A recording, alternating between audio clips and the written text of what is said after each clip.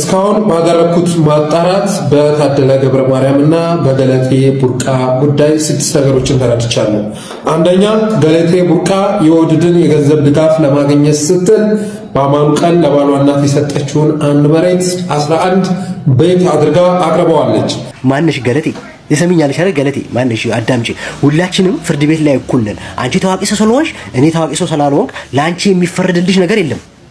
የፍርድ ቤት ጉዳይ ደግሞ አንቺም ከህግ በታች የአንቺ ማዳሊያ ምናምን ጂኒጃንካዎችሽ ከአንቺ መጀመሪያ ከህግ በታች ስትሆኚ ነው ለኛ የሚያገለግልን። እኔ ከህግ በላይ ነኝ ካልሽ የአንቺ ማዳሊያ ራሱ አይጠቅመንም። እኛ የገለቴን እውነተኛውን መረጃዎችን ከእውነተኛ ቦታ ከራሷ ከገለቴ በመጠየቅ ዳዊት ይዘልን መጥተናል። እጅግ አድርጌ አመሰግናለሁ። ሰላም የተከበራችሁ የቻናል ቤተሰቦች እንዴት ናችሁ? ዛሬም እንግዲህ ሰሞኑን ትልቅ ርዕስ ሆኖ የነበረው የአትሌት ገለቴ ቡርቃና የባለቤቷ ጉዳይን የሚያሳይ ቪዲዮ ይዤላችሁ መጥቻለሁ። ከነሱ ጋር በተያያዘም የተለያዩ አዳዲስ መረጃዎች እየወጡ ይገኛሉ። አንድ ባንድ ቪዲዮን እየተመለከተን ሀሳብ አስተያየት እንሰጥበታለን። ቪዲዮን እንግዲህ ላይክ በማድረግ ጀምሮ ሀሳባችሁን በነፃነት ኮሜንት ላይ አስቀምጡልኝ። ይህንን ቻናል ሰብስክራይብ በማድረግ ደግሞ ቻናሉን ተቀላቀሉ። ወደ ቪዲዮ እስኪ በመጀመሪያ ሁለቱ የጣሉበትን ምክንያት የሚያሳይ ቪዲዮ እንመልከትና ሀሳብ እንሰጥበታለን። ምናልባት እስኪ ቪዲዮውን አይተነው እንመለስ። ኢቭን መንግስት ሽልማት ሰጥቶኛል ብያለሁ። ገርጂ ማብራት ኃይል አሁን እሷ እንዴት ኖረ ያመጣሁት ማለት ነው።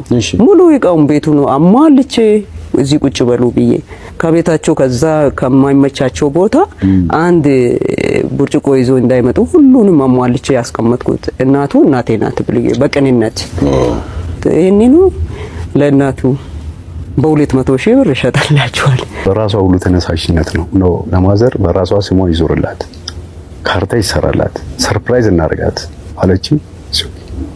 የማቶ መልካም ነው ብዬ ያንን ቤት 200 ሽያጭ 200,000 ብር ሽያጭ ውል ተሰርቶ ምክንያቱም ምን አለው መሰለ ድካም እውነት ነው የምናወራው ስለ እውነት ነው የምናወራውና ሽያጭ በባህሪው አንድን አካል ምን ያደርጋል ያመላልሳል አይደል ያመላልሳል ሰው በሽያጭ ፍራንክ ሰተና በሽያጭ ቢሆን ነው የሚሻለው መልካምነቱ እሷ ከፍላ ባትከፍለንም እኛ ራሳችን ሰተናት ነው ሽያጭ ዋጋ ያደርግነው ጉዳዩ ቶሎ እሷ እንዳትመላለስ ለስጦታ ለመፈረም እንዳትመላለስ በራሷ ይሄ ተደርጎ ነው ወደዚህ የመጣው።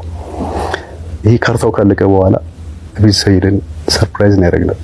የባህል ምግብ ተዘጋጅቶ የቅቤ ቡና በጣም ነው ተደው ትንሽ ከርከር ያለ ነገር ካለ ማየ የቅቤ ቡና ብላ የምትሄድ ልጅ ናት። በፍቅር ነው የምትወደው ነገር ተሰርቶላት ተጋብ ፎቶ ተነስቶ ያ ስልክ ያለ መኖር ነው እንጂ ፎቶግራፍ ሲቀባበሉ እነዚህ ርክክብ ሲያደርጉ እንኳን የሚገርም ብዙ መረጃዎች ነበሩ።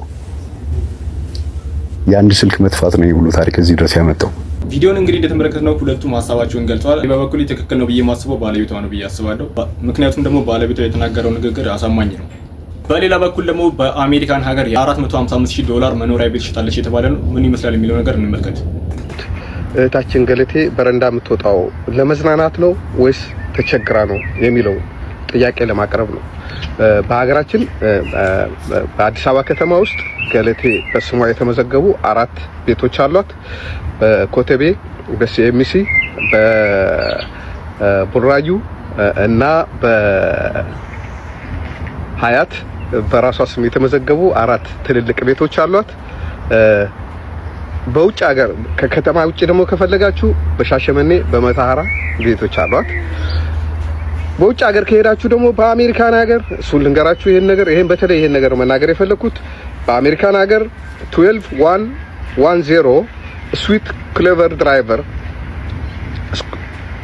ክሎቨር ድራይቭ ሲልቨር ስፕሪንግ ሜሪት ኤንድ 2904 በሚል አድራሻ በፈረንጆች አቆጣጠር በ10/12ኛ ወር 2020 $400,000 የገዛችው ቤት በፈረንጆች አቆጣጠር በ17/4/2023 $455,000 ሸጣለች። ይሄ በፐብሊክ ፊገር ሊስት ላይ የሚገኝ ነው። ማናችሁም ጎግል አድርጋችሁ ቤቱንም ስሟንም ልታዩ ትችላላችሁ። እኔ አሁን ገለቴ ቡርቃ መሆኗን አውቃለሁ። ገለቴ ቡርቃ ባቲ የሚለውን ስም ያገኘሁት ከዛ ሊስት ላይ ነው። በገንዘብ ደረጃ የተሸጡት ንብረቶች ሁሉ ወደ ካዝናዋ ወደ ባንኳ ሲገባ የመነዘረች ወደ ዶላር ትቀይር እንደነበረ እኔም ኢንፎርሜሽን ነበረኝ። ያን ጊዜ እናውቅ ነበር። ያን ጊዜ ከፌዴሬሽኑ ጋር የነበራት አለመግባባትም ስለነበረ አገር ለቃ የመሄድ ዕቅድ ስለነበራት ሁሉንም ነገር ወደ ዶላር እየቀየረች ነበር። ሰዎች አንድ ያልተረዱት ነገር ምን አለ? ባልና ሚስት አብረው ሲኖሩ ውክልና በባል ካለ የመሸጥ የመለወጥ ስልጣን ኖሮት ገንዘቡ ወደ ባንክ የሚገባ ከሆነ ገንዘቡን እንዴት ነው የተጠቀሙት የሚለው ነው እንጂ ማየት የሸጠው በሆነ ስም ተሸጠ ማለት የሆነ ሰው ውክልና አለው ሸጠ፣ ግን ገንዘቡ በዋናው ሰው ገንዘብ ባንክ ቁጥር ውስጥ ገቢ እስከሆነ ድረስ ያኛው ሰው ተጠያቂ መሆን የሚችልበት መንገድ የለም። ገንዘቡ ባንኳ ውስጥ ገብቷል አልገባም የሚለው ነው እንጂ የሚታየው ፍርድ ቤትም ያየው ይሄንን ነው። ፍርድ ቤት ለማጣራት የሞከረው ተሸጡ የተባሉት ነገሮች ገንዘቦች ወደ ባንክ ገብተዋል ወይም ከገቡ በኋላስ እንዴት ወጡ የሚል ነው ያየው። መኖሪያ ቤቱን እንግዲህ የሸጠችው በፈረንጆች 2023 ላይ እንደሆነ መረጃውን ሰምተናል። ከዚህ ጋር በተያያዘም እንግዲህ ሀገር ውስጥ ላለመኖር ብላ ሙሉ ለሙሉ የኢትዮጵያ ገንዘብ ኖቶቿን ወደ ዶላር እንደቀየረችም አይተናል። ከዚህ ጋር በተያያዘም እንግዲህ አትሌት መሰረት ደፋር እንግዲህ በዚህ ጉዳይ ላይ መግለጫ እንደሰጠች እናውቃለን። አትሌቷም እንግዲህ መግለጫ ከሰጠች በኋላ ይሄ ጉዳይ እንደተባባሰም እየተነገረ ይገኛል። እንመልከት። ከዛ ወዲያው ከሰዓት ፕሬስ ኮንፈረንስ ወጡ ተጫወተው አትሌት መሰረት በአጋጣሚ ማን እንዳሳሳተ አላውቅም። የእሷ ደግሞ ሲጨመርበት ሀገር ወጥቶ ከሰዓት በኋላ ከስተነጋግር ከ10 ሰዓት ላይ ጨርሼ ስወጣ ግቢ ላይ ማንነታቸው ማላቃቸው ሰዎች ተረባረቡ። ያዙ እዛ ኃይሌ ግቢ ነው ኃይሌ ግቢ ላይ በቃ እዛው ተረባረቡ። ፈላለጡኝ እንደው ላሳየው እንችላለን። አሁን የሕክምና ውጤቶች ሁሉ አሉ። ወደ 4 ሬፕሲ አጥንቱ ተሰብሯል። ይዘውኝ ሄዱ። አይኔ ታሰረ። እንዳየው ያን ዴት ላይ ተዘዋወረ። ቴሌቪዥን አይቻለሁ፣ ፎቶ አይቻለሁ። ቀና አድርጎ ነው እንደዚህ ያነሳኝ። መሳሪያ እጄ ላይ መኪና ውስጥ ነበረ። እሱንም አውጥቶ ከመኪና ውስጥ በእጁ ይዞ እንደዚህ እያደረጉ ፎቶና ምናምን ያነሳ አካል አለ።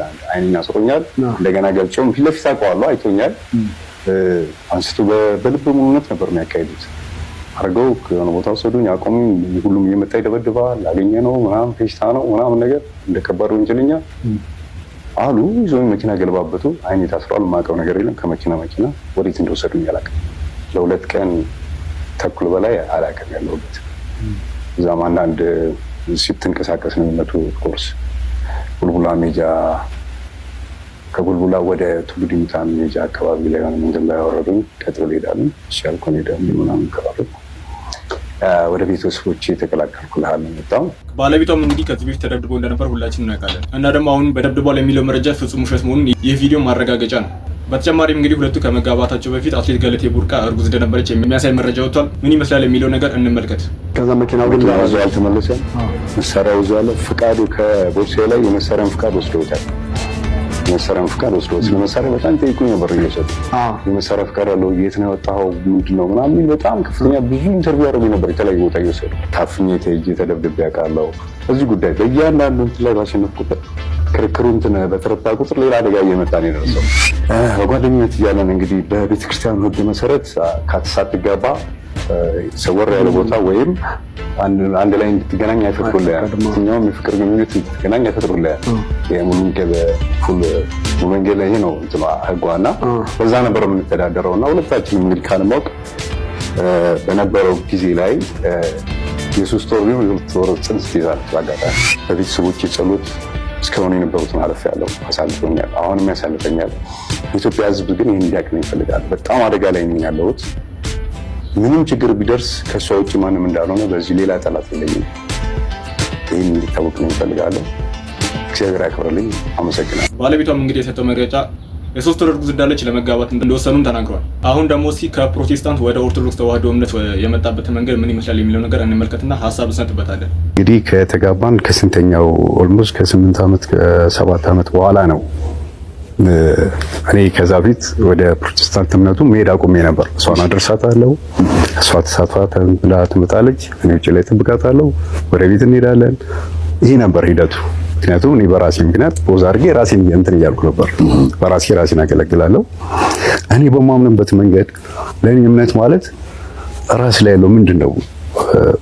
ለሌላው መኖር፣ ራስ መኖር፣ ፈጣሪ ማምለክ፣ ነገሮች ሁሉ ማስተካከል ነው። ስለዚህ እኔ በእኔ መንገድ በዛ መንገድ ስለማየው ቆም ብዬ እሷን ትሪት ማድረግ የእሷን መብቷ ነው። የምታሆነው የምትፈልገው ነገር ስታደርግ ኦኬ ጎሄድ። እኔ ግን እስቲ ለምሳሌ እኔ ኦርቶዶክስ ሆኜ እሷ ፕሮቴስታንት ሆና ማንም ሰው አብሮ ይኖራል። የዓለም ሀገራችን ላይ እኮ ብዙ እምነቶች አብረን እየኖርን ነው። ኧረ አዎ፣ እምነት ሃይማኖት የግል ነው፣ ሀገር የጋራ ነው። በሀገራችን ክፋችን ይኖራል በታንጋችን ማለት ነው። እሺ አንድ ወንድማችን እንግዲህ ስለ አትሌት ገለቴ ቡርቃ የምናገረው ነገር አለኝ እያለ ነው። እንመልከተው። ማንሽ ገለቴ የሰሚኛልሽ አይደል? ገለቴ ማንሽ አዳምጪ። ሁላችንም ፍርድ ቤት ላይ እኩል ነን። አንቺ ታዋቂ ሰው ስለሆንሽ እኔ ታዋቂ ሰው ስላልሆንክ ለአንቺ የሚፈረድልሽ ነገር የለም። የፍርድ ቤት ጉዳይ ደግሞ አንቺም ከህግ በታች የአንቺ ማዳሊያ ምናምን ጂንጃንካዎችሽ ከአንቺ መጀመሪያ ከህግ በታች ስትሆኚ ነው ለኛ የሚያገለግልን። እኔ ከህግ በላይ ነኝ ካልሽ የአንቺ ማዳሊያ ራሱ አይጠቅመንም እኛ እና ይሄ የደቦ ፍርድ ውስጥ ማጫጫ ውስጥ የሚገባው ነገር ትክክል አይደለም። ይሄ መላጣ ደግሞ እዚህ መጥቶ ይሄ መላጣ ሰውዬ ደግሞ ፍርድ ቤት ያለቀለትን ጉዳይ እዚህ ጋር አምጥተህ ምንድን ነው የምታዘጋየን? ቴፉ በመድኃኒዓለም እኮ ቴፉ ምን አረግን? ቆይ ኮንተንት ታታችኋል እንዴ? ቤሶች በቀደም ለታ ያ ሁሉ መከራ መጣችሁብን። በላይቭ እንደዚህ ተደፍራ ማህፀኗ ተወቅቶ ምናምን ብላችሁ አሟሟቃችሁና ውሸት ነው ተባለ ነገሩ። ምንድነው ኤዲቶሪያል የላችሁም እንዴ እናንተ?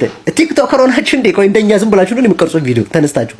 ይሄ እኮ ሚኒስትሪ ሚዲያ ነው፣ መንግስት የሚቆጣጠረው ሚዲያ ላይ ምንድነው እንደዚህ አይነት ኮንተንት የሚመጣው? አጨቃጫቂ ጉዳዮች እያመጣችሁ የራሳችሁን እውቅና መገነቡበት ነገር ምንድነው? አንቺ አይደለሽም አልኩሽ። ኃይሌም ሆነ ቀነኒሳ አያርግባቸውና አሁን ከሚስታቸው ጋር ነገር ቢለያዩ ሀብታቸውን እኩል ነው ፍርድ ቤት የሚያካፍለው። አንተ ሮጣልና እሱ አይመለከታትም የሚባል ነገር እኮ የለም። እኔ ሮጫለሁ እና እሱ አይመለከተውም አለ እንዴ? ቆይ ምን ለማለት ፈልገሽ ነው አንቺ አሁን የምታለቃቅሽው? ምኑ ጋር የተበደልሽው? ለምን ተካፈልን ነው? ለምን ፍርድ ቤት ለሱ ፈረደለት ነው? እኔ ታዋቂ ሰው ነኝ ነው? እንደዚህ አይነት ነገር የለም። እና ሽጉጥ ሁሉ ሲያሳድዱት የነበረ ሰው ነው፣ ምስኪን ሰው ነው። ይሄ ነው መጥፎ ነገር።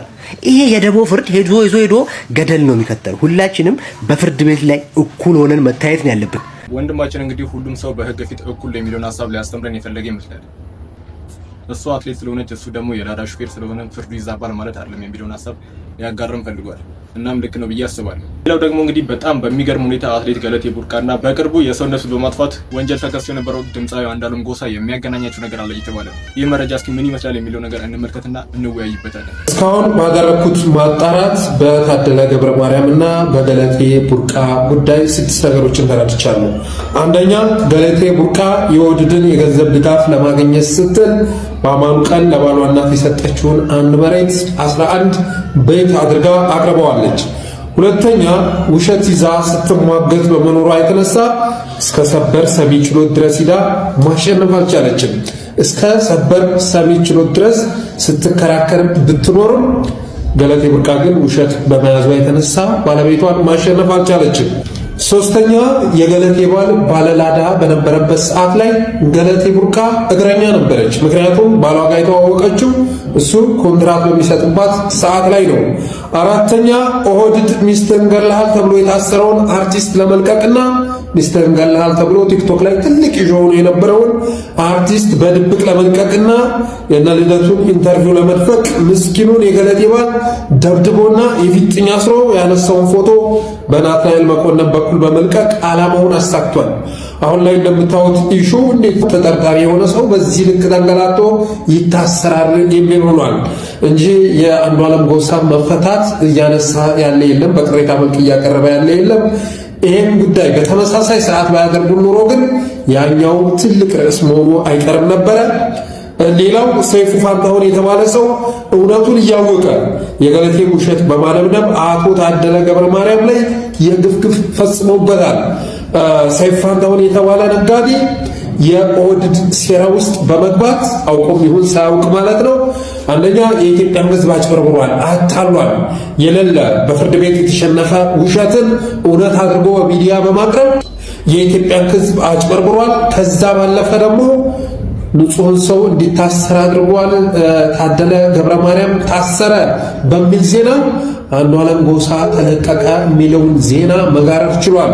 በተረፈ ግን አንድ ተጠርጣሪን እነዚህ የፍጥኝ አስረህ እርቃኑን ፎቶ አንስተህ እንዴት ትለቃለህ የሚል ጫጫታ የበዛበት የፌዴራል ፖሊስ ተጠርጣሪውን አላሰርኩም። ተጠርጣሪውን ያሰረው በናትናኤል መኮንን የሚመራው የአብይ ደህንነት እንጂ እኔ አይደለሁም በማለት ዛሬ መግለጫ አውጥቷል። የሆነ ሆኖ በዚህ ወንድማችን ላይ ለሚደርስ ጉዳት ተጠያቂዎቹ ናትናኤል መኮንን ሰይፉ ፋንታሁን መሆናቸው ይታወቅ። አንድ ጉዳይ እስከዛሬ ድረስ አገዛዙ ጣልቃ የሚገባው በፖለቲካዊ ጉዳዮች ነበር፣ ፍርድ ቤት ላይ ጣልቃ የሚገባው። አሁን ላይ ግን በግለሰብ ኬዞች በፍትሐ ብሔር ኬዝ በደረቅ ወንጀሎች ጭምር ጣልቃ በመግባት በአንድ በኩል ሚስትህን ገለሃል ተብሎ የታሰረን አርቲስት የዳኞችን እጅ ጠብዝዞ እንዲለቀቅ ማድረግ፣ በሌላ መልኩ ደግሞ እስከ ሰበር ሰሚ ችሎት ድረስ ሄዶ ያሸነፈን ግለሰብ ከዛ በሚዲያ ፕሮፓጋንዳ ድባቅ በመምታት እንደገና እጁን የፊጥኛ አስሮ እስር ቤት ማስገባት ልክ አይደለም። እንደዚህ አይነት ይህ እንግዲህ ልክ ነው ብዬ አላስብም። ምክንያቱም ደግሞ ባለቤቷ የላዳ ሹፌር እያለ አትሌት ገለቴ ቡርቃን ልታገባ ስትል 1 ሚሊዮን የተጣራ የኢትዮጵያ ብር ይዛ ነው ወደ ትዳር የገባችው። በሌላ በኩል ደግሞ አርቲስት አንዱዓለም ጎሳ የተፈታበትን ምክንያት እንግዲህ ብዙዎች በአካልም ሆነ በሶሻል ሚዲያ ሲጠይቁ ነበር። ለዚህም እንግዲህ ብዙዎች ምላሽ ሰጥተውበታል። እናም ይሄ ደግሞ ጭራሽ የማይገናኝ ሀሳብ ነው ብዬ አስባለሁ።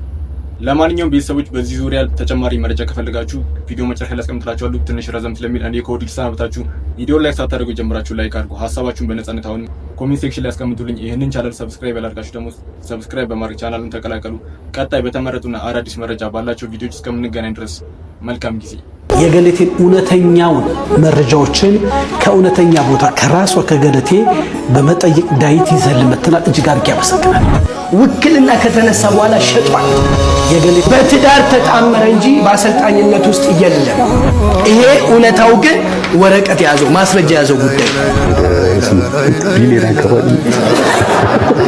ኮንስትራክሽን ስራ ሰራለሁ ብሏት ፒክአፕ ምናምን አስገዝቷል። እብድ አይደለች፣ አይምሯም የተዛባ ሴትም አይደለች። 11 መሬት ይባል የለም ላለው እንግዲህ እጄ ላይ ያለ መረጃ የማይንቀሳቀስ ንብረት ተብሎ እስከ 9 እዚህ ላይ ሰፍሮ እናገኛለን። ለፖሊስ ሪፖርት ልታረግ ስትል አርፈሽ ተቀመጪ ህይወት ይኑርበት። እኔ ሶስ በጋብቻ ላይ ጋብቻ አግብቷል። ሰው እንዴት ህሊናውን ይሸጣል? አሰልጣኙ አባሏል ውሸት። የገለቴ ከጋብቻ በፊት የነበረ ንብረት እንደሆነ በፊርማቸው ያረጋገጡበት መረጃ ወደዚህ እናቀርባለን። ባለው ፍጹም ውሸት ነው። አስፈላጊ መጥቀስ ከተፈለገ የነበሩትን መጥቀስ ይቻላል። መረጃም ህዝብ ግን እውነታውን ቢያውቅ ጥሩ ነው። ጠቅላይ ሚኒስትሩ እጅ አለበት። ጠበቃው ምን አሉ? ጠቅላይ ሚኒስትሩ እዚህ ላይ ምንም አያገባቸውም የህግ ጉዳይ ነው ምናምን እያሉ እንዲበል ተብሏል። ምክንያቱም ሰው የተባለውን ነው የሚያምነው ብሎ ነው የሚያስቡት። እና ፖለቲካዊ ውሳኔ ለመወሰን የደበደቡትን ልጅ ያስፈረሙት ምን ብሎ ነው? ሳመልጥ ነው ልብስ የተቀደደው ብለ ፈርም ብለው ነው የወጣው። እየተደረገ ያለው ነገር ሁሉም ይስማ፣ ዓለም ይስማ። እኔ እያንዳንዱ ነገር የተከሰተውን ነገር እያስተረጎምኩ አውሮፓ ውስጥ ባሉ ለአምነስቲ ኢንተርናሽናል ለተለያዩ የአውሮፓ ህብረት የውጭ ጉዳይ መስሪያ ቤቶች እበትነዋለሁ። እንደምታስቡት አይደለም። ቢያንስ ዓለም ያውቃል። የኖቤል ተሸላሚ ጠቅላይ ሚኒስትር ያለበት ሀገር ምን እንደሚደረግ ዓለም እንዲያውቅ፣ ፍርድ በጉልበት እንደሚፈጸም ዓለም እንደሚያውቅ፣ ሰዎች አያያዛቸው እንዴት እንደሚያዙ፣ በብሔራቸው ምክንያት እንዴት እንደሚጠቁ የሆነ ስልጣን ያለው አካል ዘመድ የሆነ ወይም ደግሞ በዛ ጎሳ የሚጠራ ሰው የሆነ ነገር ሲሆን ወይም ደግሞ ሲፈልግ ምን እንደሚደረግ ዓለም እንዲያይ እያንዳንዱ ነገር እየተተረጎመ እየተተነተነ ማስረጃዎቹ በእጄ ስላሉ ሁሉንም አቀርባለሁ። በጣም ያሳዝናል። እኔ በመስማት ይሄን በመስማት የራሱ አሳፍረኛል። ሰው ጋር ይሄ እንደዚህ አይነት ነገር በመሄዱ በጣም ያሳፍረኛል። እንኳን 10 ምናምን ዓመት አብሮ የኖርከውን ሰው አይደለም አንድ ቀን እዚህ ጋር እንኳን በር ላይ ያስገባ ሰው ትልቅ ዋጋ አለው፣ ትልቅ ክሬዲት አለው። እንኳን የሰው ልጅ አይደለም እንስሳ በረሮ ለመረጥ 2-3 ማሰብ አለበት። በረሮ እንኳን እንደዚህ ለመርገጥ ነፍስ ናትና ነፍስ ነው የሚንቀሳቀሰው። ያንተን የሆነ አካል በዚህ ደረጃ ማሰብ ውርደትም ዝቅጠትም ነው። እንኳን እንደዚህ ሊሆን ማለት ነው። ሪቨርስ ነው። የኔን ጩኸት ነው አንዳንድ እየጮኸች ያለችው ብዬ ነው ማሰብ። አሁን መናገር ስላለብኝ ነው የምናገረው። ባልናገር ደስ ይለኝ ነበር። ይህና ላብሬያት የኖርኳት እንደዚህ ሆነ እንደዚህ ያደረገች የሚለውን ነገር ባይነሳ ደስተኛ ነበርኩ። አሁን ግን አስገድደኝ። የኔን ጩኸት ነው እየጮኸች ያለችው።